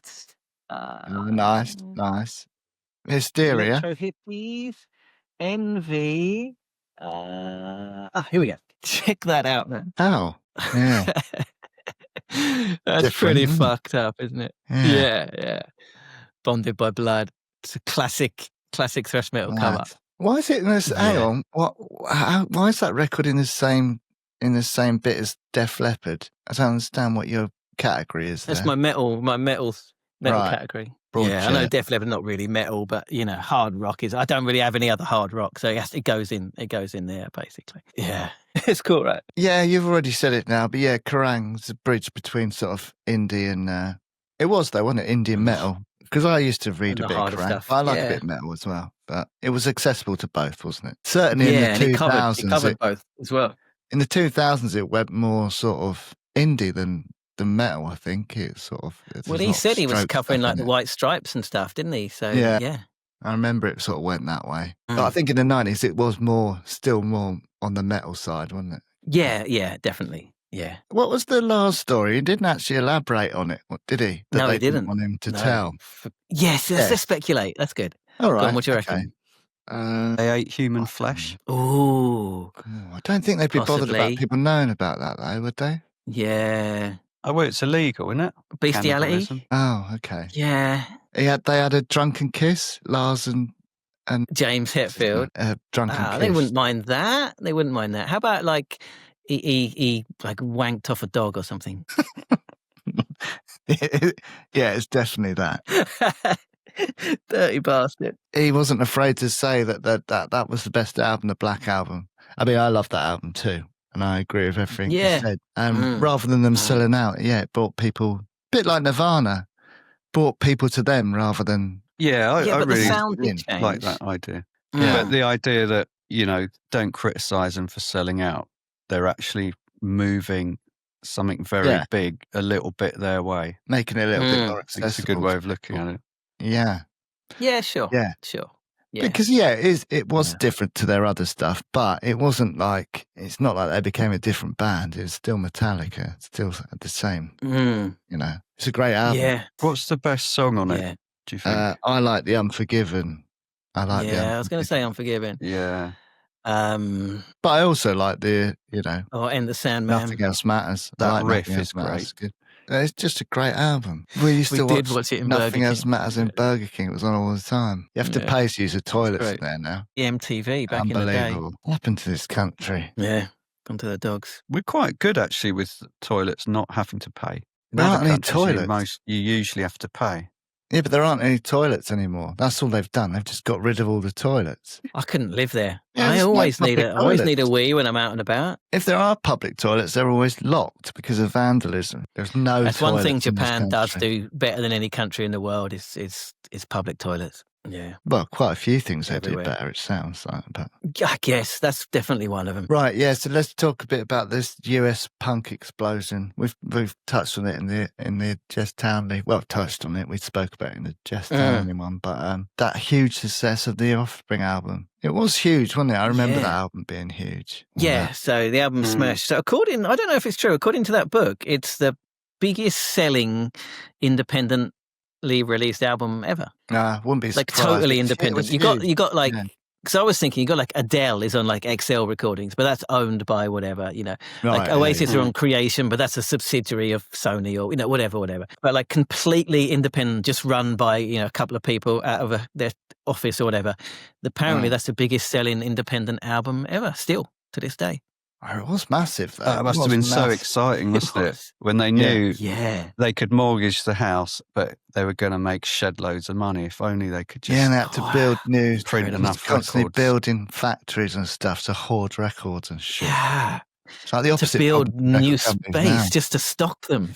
Yeah, it must have been described crazy like just times. palletfuls of CDs up to the ceiling, and they'll just the trucks would drive in and pick them up, and they'd deliver a load more, and it's just insane. Mental. It is. I don't know the final figure. I think it must be like close to 10 million or something. Sales figures. I don't know.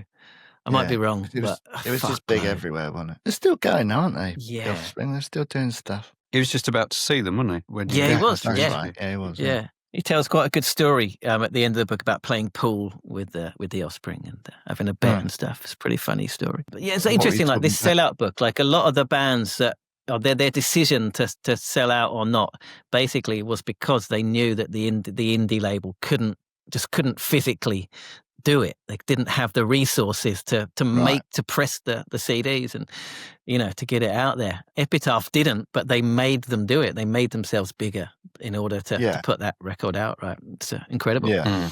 And they come off really well out of it. The Offspring, just really kind of down to earth, like decent people, basically. It's great. Yeah. I knew nothing about the story before, so it's really cool. No, I didn't really. I just remember that album being huge. It's great, yeah. And he talked about like they refused to do like go on TV and stuff, and they only played like one like showcase for like that. And I watched that's on like YouTube that performance they do, and they do Bad Habit where they it's got whatever stupid goddamn motherfucker, and they dive into the crowd and stuff. It's really cool, man. It's really cool. They don't give a fuck. Proper punk. That Disturbed dude, he's just an arsehole. Confirmed, done. We don't need to talk about him anymore. No, fuck David that guy. Draymond.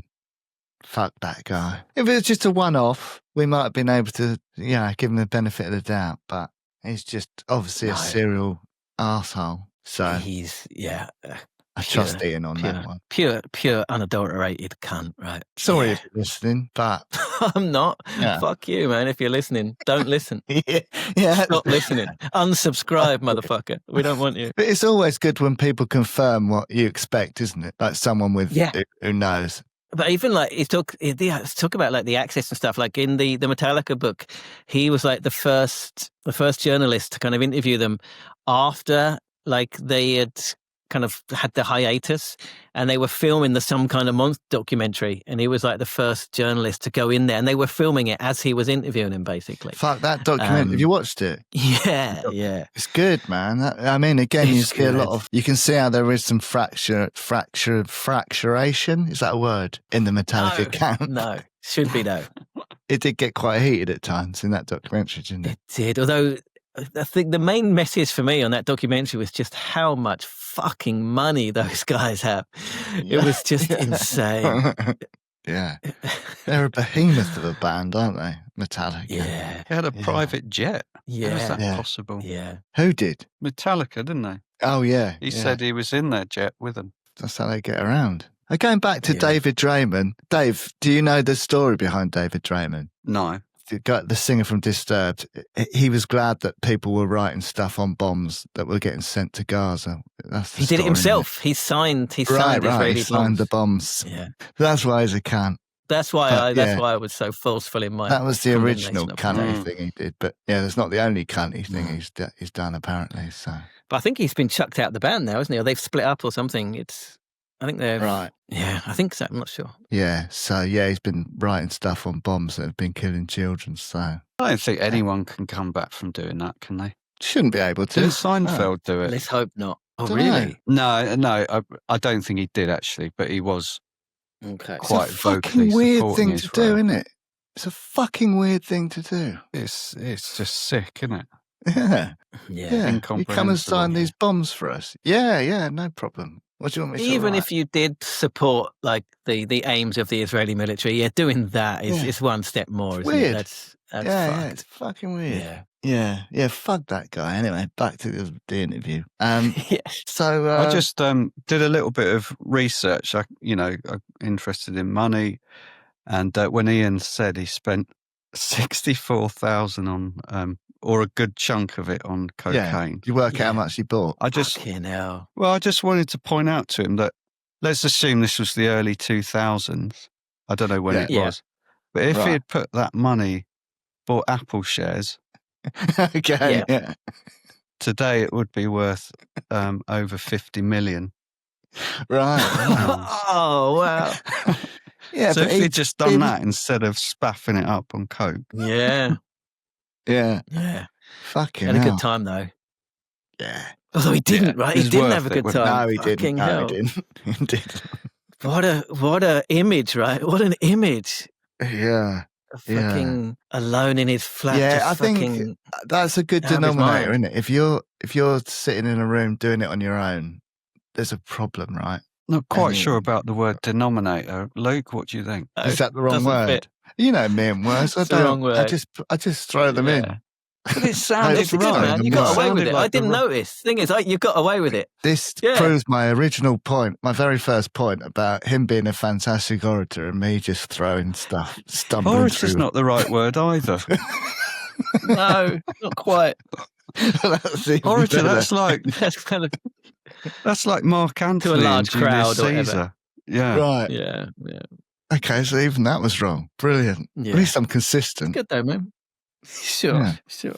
That book though sounds what great. an If I read, I'd like to read it. I've ordered a copy, but it hasn't arrived yet. So, and I've read the first chapter, which was available as a preview. Kind of book, The Dark Side of Rock. Shall we all read it? It's kind of right. Let's all read it. Well, I'm We going can to have a wang on it. Yeah, that's not a bad idea. Yeah. Can you buy me a copy now? Me? Well, it should be a work expense, right? Should be. You're tax deductible. Yeah, once we make some money, maybe I will.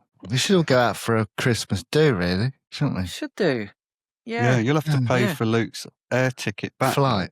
Get him a private jet. Yeah, we can. Let's have a Zoom do. Yeah, just us three. It'd be a laugh. No, I think it's going to be an interesting read. So the idea that musicians get a free pass to do fucked up shit is we spoke about this before, haven't we? It's encouraged, isn't it? I don't know if it is so much anymore. Yeah, it's shifted a little. We bit. talked about it with about Shannon Hoon, right? About how he died, right? That was the ultimate. It's just people just got left to their own devices, didn't they? Yeah, I think that was a bit different. He was like, it's weird actually talking about that because just before this morning I shared something to Facebook, an interview of Chris Novoselic about the days leading up to Kurt Cobain. And he said, he just lost his mind. He was a completely different person. He just lost his way. You know, in that moment, if someone could have intervened, he probably would have got his life back on track. But it's those moments, isn't it? You got to get them in those moments. It's probably in the interests of the management of bands to just let them get into drugs and alcohol because they're going to be easier to control, right? Yeah, and they Easier get talked about as well. And less likely It's to go away and make the effort of changing their record label or management or whatever. Yeah, it's almost built into the into the design of the music industry. But it also extends to the whole industry. It's not just the musicians; it's the journalists and the A&R people, and the whole thing is just it's just running through the whole industry, right? Yeah, but like you said, it's dangerous. People die, you know. Oh yeah, but I'm not sure if it's I don't know, but I don't think it's as bad now as it was. The 90s, just because it's less money, 90s, it's rife. I don't know. People are a bit more self-aware, aren't they? And a bit more. I think people do look after themselves a little bit better mentally than they did back then. Oh, I don't know. I think maybe back then people were more likely to die of accidental overdose and shit like that. Rather nowadays it's more like suicide because their mental health is so fucked. And like you said, they've got no kind of avenue of redress. They've got nowhere to voice their concerns, or there's no HR department to fucking speak to. Do you know what I mean? Well, I've said this before, like, I'd be terrible if I was in a band that had a bit of success. Like he spoke about that, I can't remember what the band was, but he spoke about that Welsh band. The Blackout, yeah. Yeah, so they had, like, successful for a couple of years and then just nothing. And then, they've just got to go back to normal life. I don't know. Yeah, I don't know. It must be very difficult. Again, that this sellout book, the main theme running through everyone was they wish they'd enjoyed it more. They wish they'd taken the time to enjoy their major label success period more and just fucking go with it. The common themes are, I guess, they're coming back for another go now. They are enjoying it. Now, yeah. Yeah, that's true. Yeah. But again, maybe it's because there's less pressure and there's less excess, you know. Yeah. Yeah, well, that's it. Yeah, been there, done that, and now they're just in it for the music. Yeah, but I don't know if it's like it's weird because he mentioned Geordie Shenton, didn't he? We had him on, the Tonic guy. That's who he was talking about. Yeah, Oh, right. I didn't make that connection. Yeah, sure. Yeah, because he's at university doing all that sort of stuff, I think. So, but who was it? It wasn't him that said it, I don't think, but another psychologist. A creative mind is a vulnerable mind. What do you reckon? Well, it's true, isn't it, Dave? Well, I think it's true because I think I think there's a link between being creative and sort of struggling to control your thoughts. And a creative mind, you know, they let their thoughts can go anywhere. Yeah, overthinkers a lot of the time. Yeah, which could be overthinking, OCD, that kind of thing. Yeah. Like, there's definitely a link. I think there definitely is. There's a link between creativity and I don't know. I think you have to be a little bit to choose that sort of path, don't you? I think I'm an underthinker. What about you, Dave? Dave's just a thinker. I'm an overthinker. Dave, thinker. I don't know. I've never had any therapy or anything, but I do think I might have OCD. I do think I do overthink and then start imagining horrible scenarios very easily, and then like sinkholes. Sinkholes, exactly. You know, I don't know if you're afraid of heights, but you know, vertigo. Love them. I got vertigo. Yeah. So. But what my mind is doing when I'm somewhere high is I'm imagining falling off to my death. I just keep imagining it, and that's what I think what vertigo is. You do that? For people listening only and not watching, Neil's just changed the name of Dave on the recording. You have to go to YouTube to find out what he's changed it to. How disrespectful! I got distracted, Dave. What are you saying? I got distracted. Can you say it again in a more compact, less boring form? No, I can't. I'm not speaking one. No, go on. I really did miss the last part because I was distracted. Put my name please. back, I want to talk about it. I'm just saying, like, the fear of heights.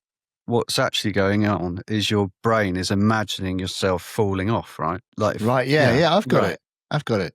And maybe because I'm an underthinker, I hadn't even considered thinking about that. Yeah, exactly. What an abuse of power, Neil. Listeners, he's changed it again. Going back to the Geordie Shenton thing, so the 27 Club, it's just coincidence, isn't it? We all knew that anyway. Yeah. It's not it's bollocks. It's not yeah. Of course it is. I guess that sort of age, the late 20s, is when your bands or musicians are, if they're successful, they're probably in their prime. So it's just happy coincidence. Probably not the right way to put it. Not very happy, I wouldn't say, but No. yeah.